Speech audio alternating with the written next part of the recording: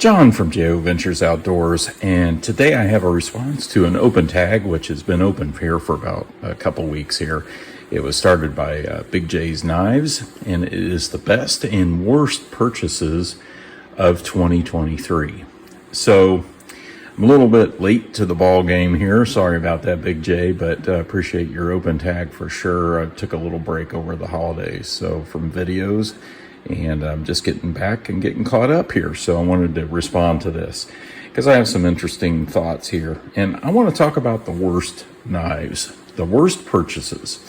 And my very worst purchases were Ozark trail knives that are just hit and miss. Those are $5 knives, and you can't expect much from a $5 knife. I am a big Ozark Trail fan. I really am. I think they have some really great ones for the price, but I did get some real stinkers over this past year. One was it looked like a traditional, but it was a modern, kind of a twist on a modern traditional. Mine was absolutely horrible, and I traded it off. I got rid of it. It was terrible. I got the blue, my version of the blue assisted opening modern knife that they put out last year was terrible. It just really wasn't very good at all. I traded it off. I didn't like it. I know others have gotten good ones. I just got a bad one. The fit and finish, you're just going to have with a cheap knife like that, very inexpensive knife, you're going to have a hit and miss fit and finish. So let me talk about another one that it's kind of weird. This is not really my worst purchase, but it was a bit of a disappointing purchase when it come to the quality of the knife when I purchased it. And unfortunately, it is my beloved Sodbuster Jr. here. This is the Mahogany Jig Bone Sodbuster Jr. It's got carbon steel, and this is a beautiful knife. Now, let me just say first off here that this isn't my very worst purchase. I love this knife. I carry it almost every day, and the purchase was redeemed by Case. So I just want to say that first off. But the fit and finish on this was not good. I had terrible blade play. I had terrible gapping, and I had to send it back to Case. Now everybody knows that because I did a video on it, talked about it. It still has just a tiny bit of blade play, but not anything like it had before. They did a great job of fixing this. I sent this back to Case. Now here's the deal. It was just a bit disappointing because I went to a Case event. I wanted to buy a knife. This was really the one I wanted. I wanted a bone covered Sodbuster Jr. with carbon steel, and this was just perfect. And they had them. And I just didn't look enough at the fit and finish on it, I guess. But it actually, the blade play did develop to be a lot worse over time. And it needed to go back to Case. Now, sometimes when you buy a knife, it just happens. So I'm really not trying to give Case a hard time. Actually, I sent it back to them. They got it back to me in like 3 to 4 weeks, and they did a great job fixing it. I'm guessing they repinned this, and so, it was redeemed.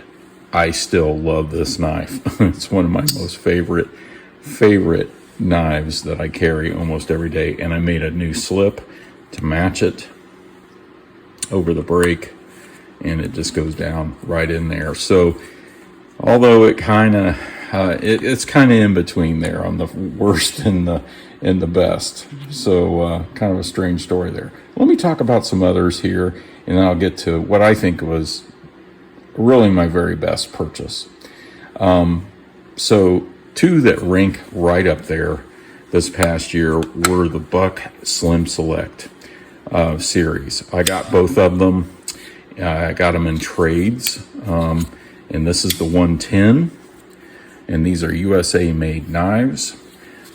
These are fantastic. In fact, I think I almost like the 110 better than I do the 112, although the 112 size is a lot better for everyday carry. The 110 is just kind of a big knife for me to carry every day. I really shouldn't be carrying that where I work and stuff. So the 112 is really, but these impressed me very much. They will stay in my collection and will be in my rotation. The Buck Slim Select 110 and 112. They have the high 420 high carbon steel from Buck. Ranked right up there. Another one that ranked right up there. I got both of these used. Okay, $20-$30 knives. All day long, I would recommend these. I know Randy at Georgia Adventure bought one of these, the 112, and really likes it. I very much recommend these knives. The other one that I purchased, and this is not the original scales on this. These are 3D printed scales from Walter, but this is the Super Tinker. I purchased this used on eBay last year, and you know the Super Tinker. It has the main blade, it has the opening layer, it has the scissors. So this is a what, 3-layer knife? Yeah, 3-layer knife with scissors, and then also a spare blade and the Phillips, the parcel hook, and the awl. And then I put the plus scales on here from Walter, and it has the ink pen. It has a pressurized ink pen right there, the toothpick and tweezers. So, and I put these pocket danglers on here. This is incredible, and I'd recommend that all day long. That was a very, very good purchase. Victorinox Super Tinker. The other one that I purchased this past year was the Case full-size trapper in CV steel. I don't remember what year this is. I think this might be a 2018. I have the box and everything. I'm not sure how to date it. I'm gonna have to learn how to date these Case knives, but I had to pick through a couple. I bought this at my local hardware store for like 33 bucks. And I got a good deal on it, I think. And the fit and finish on this one is just incredible. I love this knife. I really do. It is your basic Delrin, yellow Delrin handles, synthetic handles here. And it's getting a nice patina on it. And I just really, really like this knife. This was a very good purchase. This is among my best purchases and one of my favorite knives in my collection. And I love it. Case full-size trapper. The other one that is among my most favorite purchases is this old timer. I bought it used from a flea market. This is the 194 OT USA Schrade old timer. Those saw cut Delrin handles. It's got a liner lock, single blade gun stock trapper, and I did clean this up quite a bit. I bought it at a flea market for $15, and that was a bargain because I've been following these and chasing one of these for quite a while, and that is quite a price. So I felt very fortunate and blessed to find this. Look at those brass liners, brass liner lock. This is among one of my most favorite knives in my collection. I love this. Carbon steel, very, very cool knife. I think what was and that's right up there. These two are right up there. It's hard to rank any of these really as the best. But I'd say if I had to choose a best, it might be the Sodbuster, even with the problems, because I really love that knife. I carry that more than any of these. But the other one is this Case Mini Trapper in carbon steel, half stops. This is a Shepherd Hills Cutlery exclusive. This was a part of a trade with Baxter's Blades. Andrew actually ordered this for me.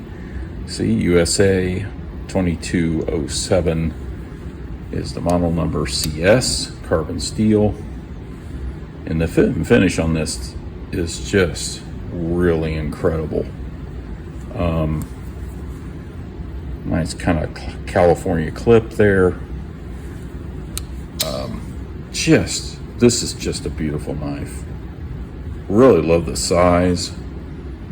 The black synthetic handles I love, or covers I really love.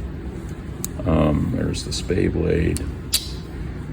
Great action on this. So that would be among my very top there, I guess. And so here they are. It was a great year of purchasing and trading for knives and doing leather work for knives, and I really appreciate everyone who assisted with that. If you did, many of these I purchased or traded on my own, but I was also given a lot of knives. I've not included any of those in this, just the ones that I've either traded or purchased, and many of those were very good too. So there's my response. Big J, thank you very much, and thank you all for watching.